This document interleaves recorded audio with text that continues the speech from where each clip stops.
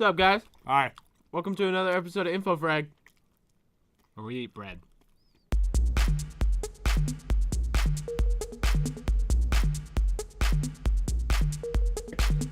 So Bloodborne got an update recently. That improves the loading screen times. Which is pretty awesome. They've they've shortened the load screens a substantial amount. Like 10 seconds. They've also gone back to the Souls style way of having a kind of a tooltip, like item descriptions in the loading screens, which is nice. It gives you some, instead of staring at literally the Bloodborne logo for like a minute straight, you now have something to read, and it is much shorter. It's nice. It was one of the only real issues that there were with the game, period. And I mean, the game sucks. Anyways, you're dumb. don't buy it. The game's terrible. Anyways, on other So news, how is it that they can fix the loading screens anyway? It's like if we could, we could have a longer loading screen, or we could have a shorter loading screen. I think it's just how much they choose to load. It just So it just doesn't load as much. Optimization things or something, you know. Yeah, it just doesn't load as much. On other news, modders can now sell their mods on Steam, which I think is kind of cool. I think it's dumb. But I don't know how many people will hop on board with that, because The modding community has always been about just making stuff and just throwing it for everyone. and being awesome. So I Yeah. think you're definitely gonna get those people who are like, "Oh yeah, I'm gonna make a ton of money off this." But then you're gonna get the cool people. See, especially since GTA 5 came out, if they start modding that, which I hope they do, but if they start, I think there's definitely going to be a lot of mods that they're going to start trying to capitalize on. It kind of opens the market for a lot of indie developers, I guess. Possibly. It's like an iTunes kind of thing, but with video games. Like you make music, you put it out there, people buy it, then they buy it. What do you mean? Isn't that how it is, or no? No. No. No, it's modding. It's like mods for games that already exist. But they make games out, like they mod the crap out of games and they turn into something new. Isn't that? That's not a thing. Not. I mean, To I the guess extent of what you're saying. I guess I could see some of the bigger mods, like the ones that can almost be DLC, maybe selling. These are really good. You should eat one. I will. Okay. These are good rolls. Real go rolls. They're fantastic. They're King's Hawaiian. Not a sponsor. But a fan. I'm a fan. We wish we were sponsored. If we were sponsored by King's Hawaiian Rolls, if you're watching this, sponsor us. We'll eat your bread on our show all the time. Promote it. Those are really good. It was really good. Anyway, Battlefront. Last video we talked about Battlefront finally has an official release date. Now we actually know some official details about things that are going to be in the game. There was some gameplay.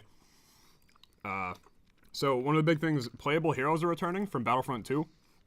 That was a thing where once you had a certain, kill streak, certain point streak going on, you could take, you could become like Darth Vader or, somebody. And these characters are more powerful. yes, absolutely. Oh yeah. Yeah, It's a kill streak reward, similar to Call of Duty. Kinda. Kinda, It yeah. was like a point where, like, if you got enough points in one life, you got the opportunity to play. Sometimes it just happened randomly. I don't know how it's gonna work in this one. I think we were too young to actually realize what we were doing. I don't know. I just remember that in 2, there was that one level.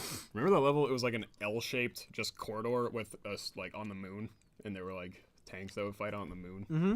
Like I would just be Darth Maul and just run through the halls and just flip over everything, and I would kill like 300 some people. It was awesome. But yeah, so they are returning, which is very cool. That was a nice feature that I really liked.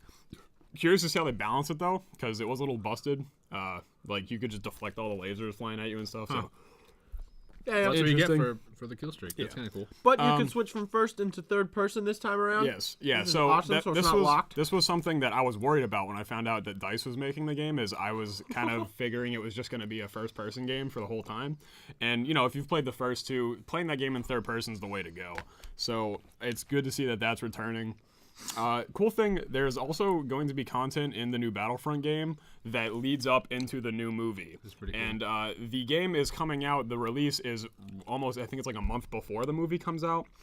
So there's some battles and stuff that are referenced to in the new movie that you'll get to experience in the game before the movie actually comes out. I know one of the battles in the game is the battle where... Did you bite this already? It's wet. Ew. You didn't put this in your nose, did you? No. Anyway, the battle where like the rebels like kill the rest of the guys, the Empire guys and stuff. And Yeah, and just some random things. I just saw blasters no longer have ammo. They I use put it in my they notes have a for heat you. sensor, so they overheat if you shoot them too much, but you have unlimited bullets. All right. There's also a mode similar to Battlefield's Rush mode where you would it's on the floor. Yeah.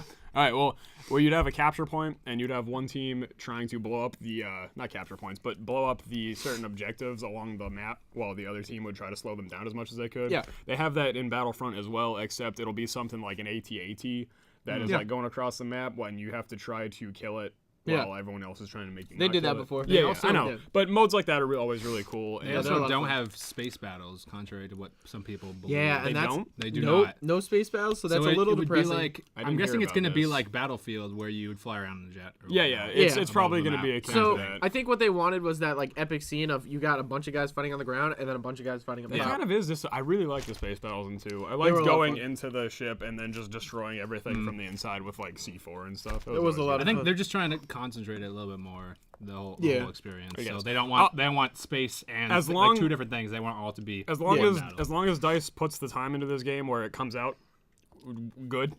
Yeah. It doesn't come out not done. I'm sure it'll be great. There's so much they can work off of the source Yeah. material and Yeah. stuff. Like, how can you not? As Yeah, long right. as long as they finish it. All right, I'm guys. sure it'll be great. Thanks for tuning in to this episode of InfoFrag. Please like and subscribe. It means a lot. We're on Facebook too. Look us up. Thank you very much.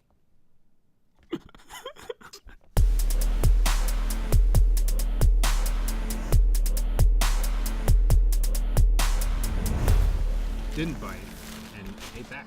Show me on this anatomically correct soda can where he tried to put the bread.